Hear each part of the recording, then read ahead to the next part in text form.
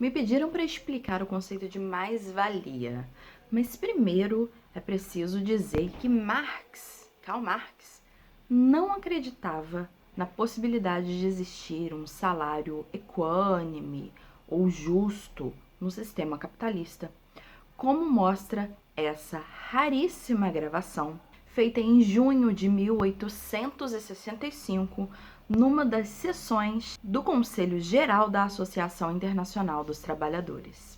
Pedir um salário justo na base do sistema do salariado é o mesmo que pedir liberdade na base do sistema da escravatura. A questão não é o que você considera justo ou equânime. O problema é saber o que vai acontecer necessária e inevitavelmente dentro de um dado sistema de produção.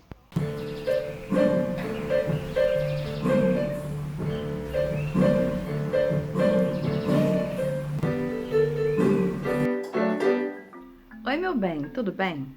O Conselho Geral do qual eu falei foi publicado em forma de texto poucos anos mais tarde. Como texto, ele ganhou o nome de Salário, Preço e Lucro. E você pode ler esse texto na íntegra na coleção Os Pensadores. Tá presente lá, tá? Isso não é um merchan.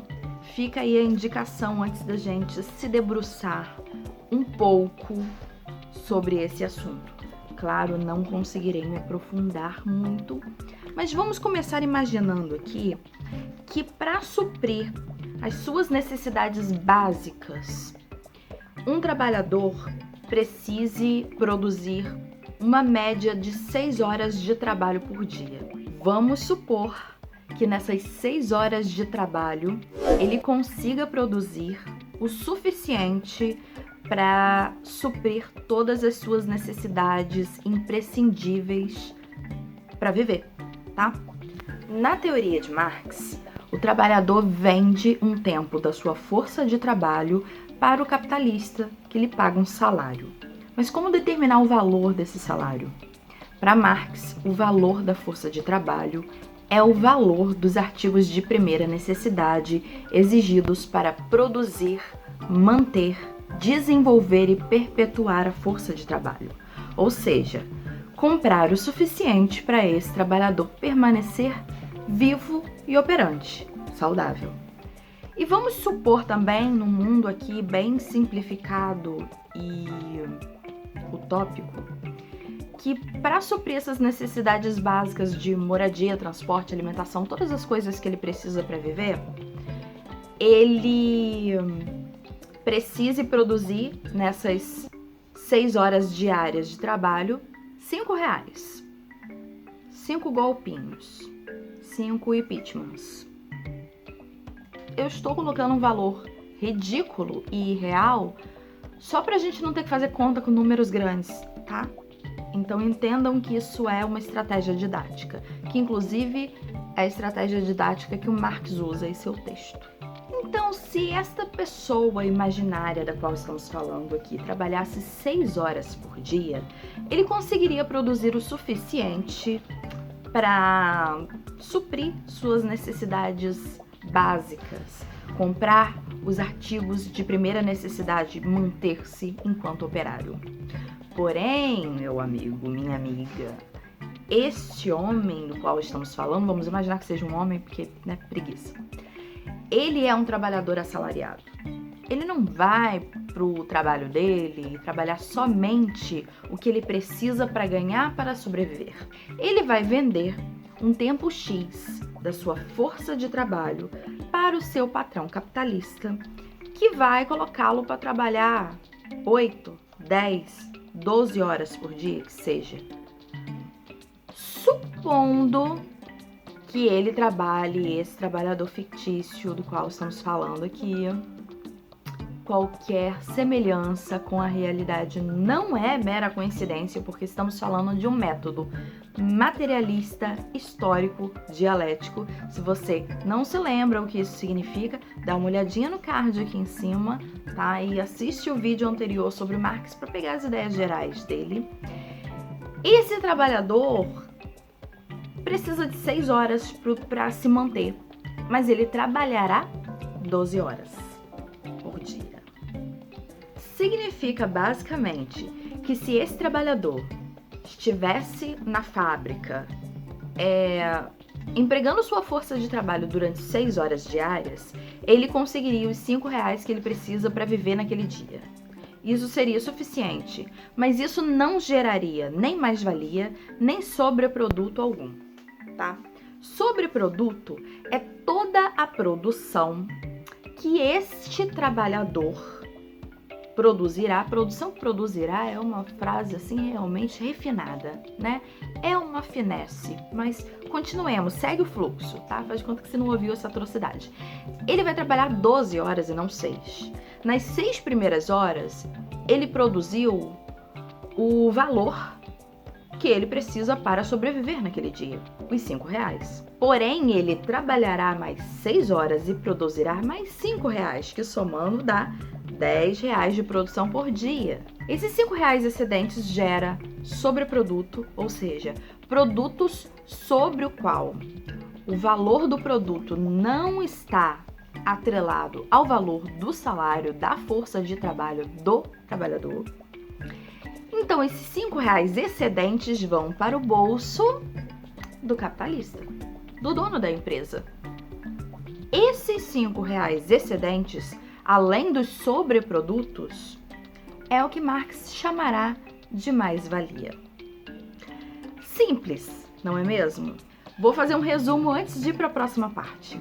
O capitalista paga o salário ao trabalhador, mas o salário nunca corresponde ao valor produzido pelo trabalhador.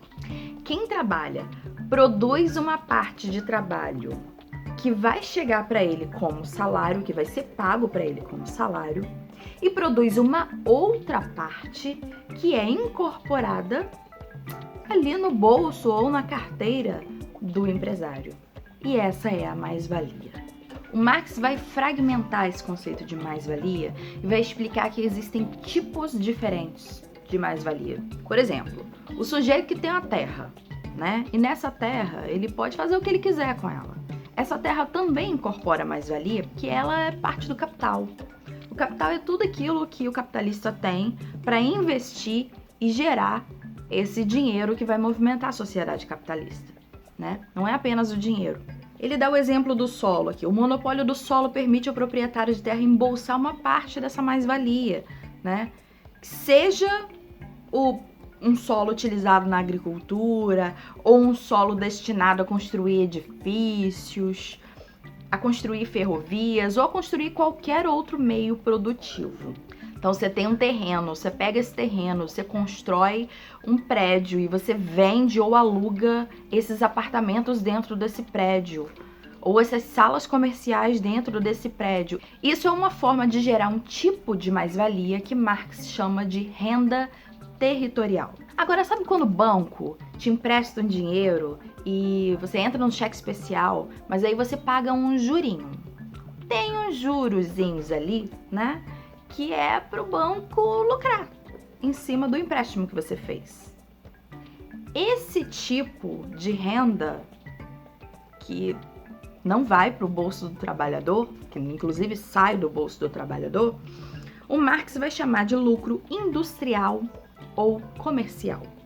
E aí vale ler um trecho que inclusive está em itálico aqui, ressaltado no texto do Marx, que diz o seguinte: a renda territorial, o juro e o lucro industrial nada mais são que nomes diferentes para exprimir as diferentes partes da mais-valia de uma mercadoria ou do trabalho não remunerado que nela se materializa, e todos provêm por igual desta fonte. E só desta fonte. Não é do solo, né? Não é do capital em si. É um tipo de produção de dinheiro que não tem nenhum benefício para o trabalhador. Esse rendimento não vai para o bolso do trabalhador nunca, jamais.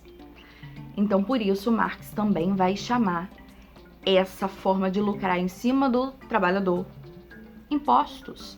São um bom exemplo, né? de mais-valia. Isso também é mais-valia. Todo esse excedente que vai para o bolso do capitalista e que não vai para o bolso do trabalhador. E que o trabalhador é explorado, seja na sua força de trabalho, seja de maneiras indiretas, como o aluguel de um apartamento, é chamado de mais-valia. Vale muito a pena, se você quiser se aprofundar no assunto, dar uma olhada nesse texto. Se você ainda não está inscrito ou inscrita no canal, por favor, é de graça e você fica sabendo quando tiver conteúdos maravilhosos como esse aqui, se você ativar o sininho das notificações.